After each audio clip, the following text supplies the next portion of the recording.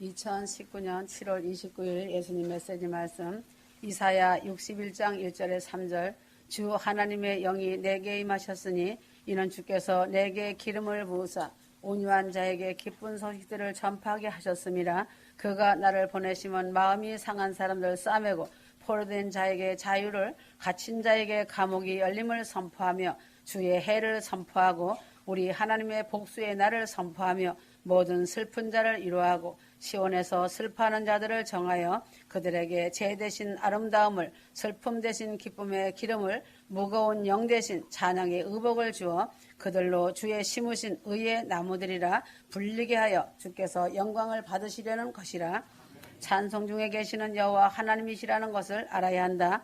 그래서 휴거 성도는 찬송의 옷을 입은 자가 되어야 한다는 것이다. 찬송이 늘 입에서 떠나지 않는 사람이 찬송의 옷을 입은 성도이다. 성령 임한 증거가 입술의 열매인 찬송이 항상 나타나는 자가 성령이 임한 자이다. 주의 신이 성도에게 임하시는 목적은 하나님의 영광을 나타내기 위하여 성령이 임하신다고 말씀하고 있다. 가난한 자에게와 심령이 가난한 자에게 아름다운 소식을 전하게 하여 아버지의 영광을 나타낸다. 아름다운 복음의 좋은 소식을 전하여 하나님께 영광을 돌리는 것이다. 마음이 상한 자를 고치시어 아버지의 영광을 나타낸다. 수고하고 무거운 짐을 진 사람들과 마음이 곤고한 자들과 육신의 병든 자와 마음의 병이 들어서 고통하는 자들을 고치어 아버지께 영광을 돌리는 것이다. 고치는 이유는 나의 영광을 위한 것과 나의 능력을 자랑한 것이 아니라 하나님의 영광을 위하여 고치는 일을 하는 것이다. 포로된 자에게 자유를 주어 하나님께 영광을 돌리는 것이다. 죄악의 포로가 되어 죄의 종이 된 자들을 예수 이름으로 묶음을 풀어 자유를 주어 하나님께 영광을 돌리는 것이다. 갈라디아서 5장 1절 그리스도께서 우리로 자유케 하려고 자유를 주셨으니 그러므로 굳세게 서서 다시는 종의 멍에를 매지 말라. 요한복음 8장 32절 진리를 알지니 진리가 너희를 자유케 하리라. 진리는 하나님, 예수님, 성령님, 하나님 말씀이 영원히 변하지 않는 진리이다. 진리를 알면 자유자가 되어 마귀의 종의 멍에에서 벗어나서 영원토록 하나님께 영광을 돌리는 성도가 된다. 갇힌 자에게 노임을 전파하여 하나님께 영광을 돌리게 된다. 포로와 갇힌 자는 차이가 있다. 포로는 철조망 안에 가두어 두고 조그만 자유를 준다. 자기들끼리 자치 조직을 만들 수 있고 조그만 운동장에서 운동도 하고 언젠가 전쟁이 끝나면 집에 돌아갈 희망이 있는 자가 포로이다. 갇힌 자는 말 그대로 감옥에 갇혀서 꼼짝도 못하고 죽음의 시간만을 기다리는 사람들이다. 아무런 희망이 없는 절망만이 있는 사람들이다. 포로에게는 자유를 갇힌 자에게 노임을 전파하는 것으로 하나님께 영광을 돌리는 것이다. 휴거 성도들도 과거에는 죄악의 포로가 되었고 마귀에게 붙잡혀서 도저히 빠져나갈 길이 없었는데 예수 그리스도로 말미암아 갇힌 곳에서 노임받고 포로에서 석방되어 자유를 누리는 감격 속에 하나님께 영광을 돌리는 것이다. 슬픈 자를 위로하여 하나님께 영광을 돌리는 것이다. 여호와의 은혜의 때와 신혼의 날에 큰 소망을 이루어 주실 날을 알려서 슬픈 자를 위로하고 소망 속에 거하게 함으로 구원의 날을 알려주므로 하나님께 영광을 돌리게 된다. 하나님의 신이 임한 자는 예언을 한다. 말씀을 믿고 그대로 되어질 줄을 알고 알려주는 것이 예언이다. 말씀의 복음으로 이루하여 하나님께 영광을 돌리는 것이 찬송의 옷을 입혀주므로 하나님께 영광을 돌리는 것이다. 찬송의 옷은 근심을 대신하여 주시고 슬픔을 대신한다. 휴거 성도가 찬송하는 것만큼 슬픔과 근심이 떠나가고 기쁨과 희락이 찾아오는 것이다. 찬송의 옷은 근심의 옷과 슬픔의 옷 대신에 입는 옷이다. 찬송은 희락의 기름을 바르는 옷이다. 즉 성령 충만의 옷이 찬송의 옷이 되어 하나님께 영광을 돌리는 것이다. 그들로 의의 나무가 되게 함으로 하나님께 영광을 돌리는 것이다. 하나님이 심으신 나무란 나를 만세전에 특별히 택하여 의의 나무로 심어 다른 사람들을 위한 희생의 십자가를 만들게 하였으니 하나님께 감사의 영광을 돌리는 것이다. 빌립보서 1장 11절 예수 그리스도로 말미암아 의의 열매가 가득하여 하나님의 영광과 찬송이 되게 하시기를 구하노라. 이상 7가지는 하나님께 영광 돌리는 법이다. 이 7가지의 은혜를 종합하여 나타내는 것이 바로 찬송이라는 것을 알기 바란다. 하나님께 찬송으로 영광 돌리는 것이 얼마나 하나님이 기뻐하시는가 알아야 한다. 뿌리 있는 황소를 드림보다 더 기뻐하신다는 것이다. 시편 69편 30절에서 32절 제사 중에 가장 값이 비싼 제사는 황소를 잡아서 드리는 제사이다. 황소는 옛날이나 지금이나 값이 비싼 것으로 수백 달러가 드는 제물이다. 황소의 제사는 제사장이 범죄하였을 때나 화목제로 드릴 때나 제사장을 세울 때에 드리는 큰 제물이다. 출애굽기 29장 1절 이 수소를 드리는 제사보다 하나님이 더 기뻐 받으시는 것은 성도가 찬송의 제물을 드리는 것을 하나님이 더 기뻐 받으시는 것이다. 찬송의 제사를 드리면 하나님이 기뻐 받으시고 그 받으신 증거로 마음이 소생케 되는 다시 생명이 살아나는 축복을 응답으로 주시는 쇠키나 영광을 주신다. 성도들의 대적을 홍해바다에 던지셨으니 찬송할 이유가 반드시 있다는 것이다. 출애굽기 15장 1절에 3절 이때에 모세와 이스라엘 자손이 이 노래로 여호와께 노래하니 일렀으되 내가 여호와를 찬송하리니 그는 높고 영화로우시며 말과 그 탄자를 바다에 던지셨음이로다. 여호와는 나의 힘이요 노래시며 나의 구원이시로다. 그는 나의 하나님이시니 내가 그를 찬송할 것이요 내 아비의 하나님이시니 내가 그를 높이리로다. 여호와는 용사시니 여호와는 그의 찬송이시로다.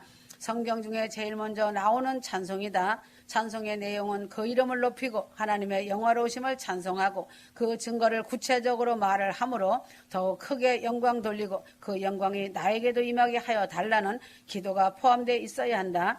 성도들의 대적은 애굽의 말탄 군대이다. 요한계시록의 말탄 자들이 가나안으로 구원받아 가는 성도들을 끝까지 쫓아와서 성도들을 멸망시키려고 할 때에 하나님께서 이들을 부수시고 능력으로 홍해바다에 모두 수장시켜 버린 것이다. 13절 하나님은 성도들의 기도를 들으시고 위급할 때에 홍해를 가르고 길을 내어 주시고 홍해를 건너가게 하시며 뒤쫓아하며 성도들을 해하려는 말탄자를 바다에 던지시는 하나님이시다.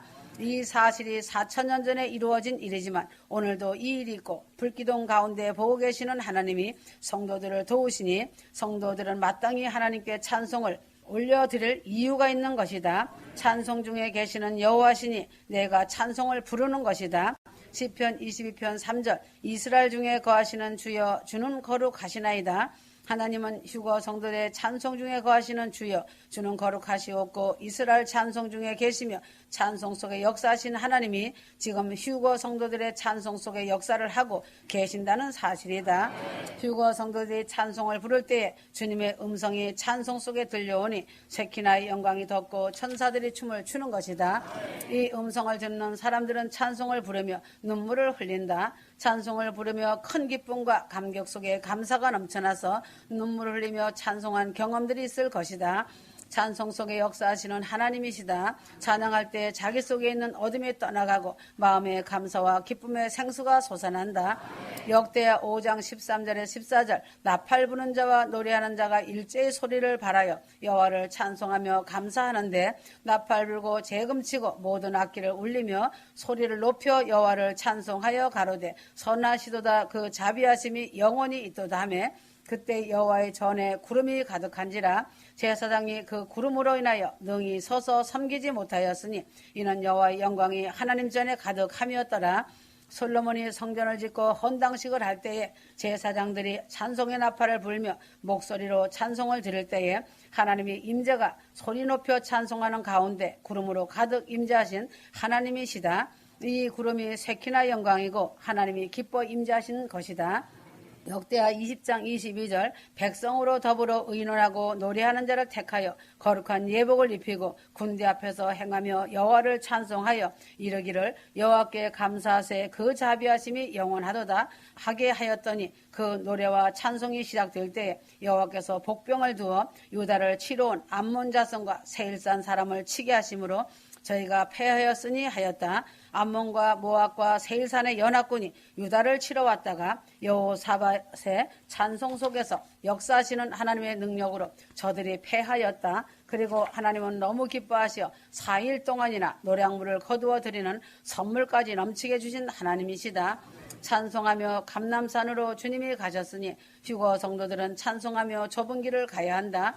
마태복음 26장 30절 이에 저희가 찬미하고 감람산으로 나가니라. 최후의 만찬을 마치신 주님은 6월절에 어린 양이 되시기 위하여 십자가를 향하여 가시며 제자들과 함께 찬송을 부르셨다. 휴거 성도들은 부활의 십자가를 바라보며 천국 소망으로 가득 찬 새 노래 새 찬송을 부르며 찬송의 옷을 입은 자들이 되어 하나님을 기쁘시게 해드리며 영광을 돌리며 삶의 기도와 찬양이 되어 살아가길 바란다. 찬송 중에 성령의 능력이 나타나니 성도들은 찬송할 것이다. 사도행전 16장 24절 빌립보에서 바울과 실라를 잡아 가두고 심한 매질을 하였다. 억울하게 모진매를 맞고 옥에 갇힌 바울과 실라는 밤중에 찬송할 조건이 없는 가운데서도 하나님께 찬송을 불렀다. 착고에 채이고 수갑이 채워진 저들은 인간적으로 볼 때는 찬송할 이유가 없었지만 찬송을 불렀다. 그 감옥에 있던 죄수들이 찬송과 기도 소리를 들었다. 이때 옥문이 흔들리고 옥문이 열리고 감옥 안에 사람들의 묶음이 풀리고 착고가 풀어지는 기적이 일어났다. 휴거 성도들도 죄 가운데 있는 자는 마귀의 감옥에 갇혀 있는 자라 할지라도 회개하는 마음으로 찬송을 부르면 하나님의 능력이 나타나고 모든 결박이 풀어지는 역사가 나타나는 것이다. 30절 오히려 감옥 안의 간수 과정이 구원이 이루어지는 역사까지 나타난 것이다. 찬송 중에 성령의 능력이 나타나고 구원의 역사가 나타나므로 모든 결박이 풀어지고 옥문이 열리고 갇힌 자가 노임을 받는 하나님의 영광의 역사가 나타나는 것이다. 휴거 성도들의 힘이 되시니 찬송하여야 한다. 느헤미야 8장 10절 느헤미야가 또 이르기를 너희는 가서 살찐 것을 먹고 단 것을 마시되 예비치 못한 자에게는 너희가 나누어 주라. 이 날은 우리 주의 성일이니 근심하지 말라. 여호와를 기뻐하는 것이 너희의 힘이니라. 슬퍼하며 울며 항상 넘어지고 회개하고 하는 것보다는 하나님을 기뻐하고 감사하고 찬송하며 하나님을 즐거워하는 것을 더 기뻐하신다.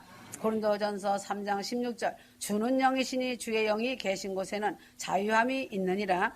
영으로 기뻐하며 즐거워하며 감사하는 것이 바로 찬송이다. 여호와를 기뻐하며 찬송하며 즐거워함이 나의 힘이 되어야 한다는 것이다. 찬송은 가장 아름다운 제사이니 이 제사를 하나님께 드려야 마땅한 것이다. 히브리서 13장 15절 가장 아름다운 제사는 찬송의 제사이다. 입술의 아름다운 열매는 좋은 찬송의 열매이다. 성도는 비록 혼자 있을 때에도 찬송으로 하나님께 가장 아름다운 제사를 항상 드리면서 살아가야 할 것이다. 휴거 성도들은 내적으로 풍성한 찬송의 열매가 맺혀지는 아름다운 신부들이 되어서 가정과 교회가 천국이 되어야 한다. 하나님께 영광을 돌리는 7가지가 있음을 알기 바란다. 가난한 사람에게 아름다운 소식을 전하는 것이고 마음이 상한 자를 고치는 것이고 포로된 자에게 자유를 주며 죄악에 갇힌 자를 놓아주고 슬픈 자를 위로해주며 찬송의 옷을 입혀주고 의의 나무가 되어 열매를 맺게 함으로 하나님께 영광을 돌리는 것이다. 하나님은 찬송의 제물을 수소로 제사를 드리는 것보다 기뻐 받으시고 소생시켜주는 은혜를 더하여 주신다는 것을 알기 바란다. 뿔과 굽이 있는 수소를 제물로 드림보다 더 기뻐하신다. 큰 권으로 휴거시켜 천국까지 인도하여 주시니 찬송하는 것이다. 찬송 중에 계시는 여호와 하나님이시니 내가 찬송을 해야 한다. 찬미의 십자가를 주님이 지셨으니 나도 십자가를 지고 찬미의 제사를 올리는 것이다. 찬송 중에 성령의 능력이 나타나시니 내가 기뻐 찬송하는 것이다. 나의 생명이시며 나의 힘이 되시는 하나님이시니 내가 기뻐하며 찬송하는 것이다. 가장 최상의 아름다운 제사이니 내가 찬송으로 제사를 드리는 것이다. 휴거 성도들은 찬송 중에 거하시는 하나님 예수님 성령님께 이제부터 영원까지 찬송의 제사를 기쁜 마음으로 올려드리길 바란다. 찬양이 성공의 비결이라는 것을 알아야 한다. 찬양하는 입에서 원망과 불평이 나올 수 없다는 것이다. 찬양이 넘치는 교회에는 미랄들이 많이 있다는 것이다. 요한복음 12장 24절에 26절 내가 진실로 진실로 너에게 이르노니 한 알의 밀이 땅에 떨어져 죽지 아니하면 한 알 그대로 있고 죽으면 많은 열매를 맺느니라. 한 알의 밀이 그대로 있으면 영원히 한 알 그대로 있지만 이 밀알이 좋은 땅에 좋은 기후에 맞는 땅에 떨어지면 수많은 열매를 거두게 된다. 예수님은 자신이 하늘의 밀알이 되셔서 죽으셨다. 만일 예수님이 세상에 오셨다가 십자가에 죽으시지 않고 며칠이나 몇 년을 있다가 그냥 승천하셨다면 천사가 땅에 왔다가 간 것이나 다름이 없었을 것이다. 예수님은 십자가에 죽으시고 땅에 묻혔다가 부활하셨기 때문에 주님의 복음이 온 천하에 퍼지고 많은 사람들이 부활의 열매로 맺혀 구원을 받게 된 것이다. 식물의 열매가 한 알 그대로 그릇에 담겨져 있는 씨를 발견하고 이 씨앗의 연도를 감정하였더니 4,000년이 지난 씨앗이 그대로 그릇에 담겨져 있어서 이것을 식물학자들이 조심하여 다시 땅에 심으니 이 씨앗이 발아하여 4,000년 만에 씨앗이 자라서 열매를 맺었다. 성도들이 알 것은 자기가 죽어야만 열매가 맺힌다는 사실을 알아야 한다. 자기 희생이 있어야 열매가 맺히는 것이다. 27세의 토마스 목사가 대동강에서 순교의 피를 흘려 이 땅에 복음의 씨앗을 뿌렸다. 오늘날 휴거 성도들은 이 씨앗의 열매로 예수를 믿고 구원받고 하나님의 아들들이 된 것이다. 스데반이 죽어 땅에 묻힘으로 예루살렘에만 있던 복음이 온 세계로 퍼지고 순교자 스데반의 피가 미랄의 종자가 된 것이다. 미랄이 안 죽었을 때의 상황이다. 한 알 그대로 있다. 딱딱한 껍질 속에 좁은 공간 안에 생명이 갇혀 있다. 외부와 단절된 상태의 사람이 된다. 하나님과 단절되었으므로 자기 이외에는 아무도 알지 못하는 사람이다. 다른 사람을 위한 희생의 삶이 없이 자기 이익만 주장하면서 살아가는 삶이다. 로마서 8장 8절 그리스도의 생명이 없는 한 알 그대로 존재하고 있는 사람들이다. 그러나 사랑과 수고의 희생이 있는 삶은 미랄의 땅에 떨어져서 자기는 죽지만 후대에 많은 열매를 맺게 하는 사람이다. 사랑과 생명과 희생이 있는 삶이 바로 미랄이 땅에 떨어져 열매를 맺는 삶이다. 미랄이 죽으면 반드시 열매를 맺게 되어 있다. 미랄이 죽는다는 것은 자기 자신은 깨어지고 썩어지는 자발적인 희생의 삶을 말한다. 예수님은 십자가에서 얼마든지 뛰어내려 올 수도 있고 매어 달리지 않을 수도 있고 12명이나 더 되는 천군 천사도 동원할 수 있는 실력자이지만 성경을 이루기 위하여 하나님께 절대 순종하심으로 십자가의 미랄이 되시어 죽으셨다는 것을 알기 바란다. 미랄은 자기의 영양분을 어린 새싹을 위하여 다 내보내고 자기는 빈 껍질로 죽은 것이다. 그러나 내가 낸 새싹이 꽃이 피고 열매를 맺어 100배 이상의 미랄을 열매로 내게 하는 것이다. 나 한 사람의 희생으로 100명이 구원을 받는다면 나 한 사람의 생명을 100명의 구원을 위하여 기꺼이 던져지는 미랄이 되어야 한다. 휴거 성도들은 입서비스만 하는 자들이 되지 말고 한 알의 미랄이 되는 행함 있는 살아있는 믿음의 소유자가 되길 바란다. 믿음의 작품은 입서비스로 만들어지는 작품이 아니라 희생이 따르는 미랄이 되어 열매를 맺는 것이 믿음의 작품이다. 나 한 사람으로 희생되어 100명의 생명이 구원을 받는다면 희생할 수 있는 자가 될 수 있겠는가? 내가 죽음으로 희생함으로 이 땅에서 많은 열매가 맺혀지는 것을 바라보면서 나는 한 알의 미랄이 되어 희생되는 것을 기뻐하면서 100배의 열매인 1만 명의 큰 구원의 역사를 바라보며 오늘 이 땅에서 대한민국 땅에 떨어진 한 알의 미랄로 새싹을 내고 꽃이 피어 열매를 맺는 생명으로 살아가길 바란다. 사랑과 희생의 수고는 죽어가는 생명도 살리고 원수도 살리는 사랑의 힘이 원자탄이 된다. 부모의 사랑을 많이 받고 자란 자는 그 속에 사랑의 씨가 항상 자라고 있다. 성도가 하나님의 사랑을 받고 살아온 사람은 또 다른 사람을 사랑할 수가 있고 더 나아가 악한 원수까지도 사랑하고 품을 수가 있다. 한국 속담에 있는 말과 같이 사랑은 내리사랑이라고 하였다. 미움을 받으면서 미움 속에 자란 아이는 사랑이 적은 강팍한 아이가 되는 것이다. 자녀는 부모의 사랑을 배우면서 자란다. 사랑은 순서를 잘 지켜 사랑하여야 그 사랑이 문제가 없는 복된 사랑이 된다. 첫째는 하나님을 사랑하는 사랑이고 두 번째는 부모를 사랑해야 하고 세 번째는 배우자를 사랑해야 하고 네 번째는 자식 사랑이다. 다섯 번째는 형제와 친척 사랑이고 여섯 번째는 교우들 사랑이고 일곱 번째는 이웃 사랑이다. 여덟 번째는 원수를 사랑해야 하고 아홉 번째는 돈을 사랑하는 것이다. 이상과 같은 사랑의 순서를 잘 지켜 사랑을 하는 사람은 문제가 생기지 않지만 사랑의 순서가 뒤바뀐 사람에게는 반드시 문제가 따라오는 것이다. 예를 들어 말한다면 아내를 사랑해야 하는데 아내보다 다른 사람을 더 사랑하면 질투라는 문제와 가정 파괴라는 문제가 온다. 하나님보다 돈을 더 사랑하면 그 사람은 하나님의 사랑에서 끊어짐을 받게 된다. 휴거 성도는 이 사랑의 순서를 잘 지켜 행하면서 살아가면 이 두려움에서 해방이 된다. 죽음의 두려움, 질병의 두려움, 가난의 두려움 등에서 해방이 된다.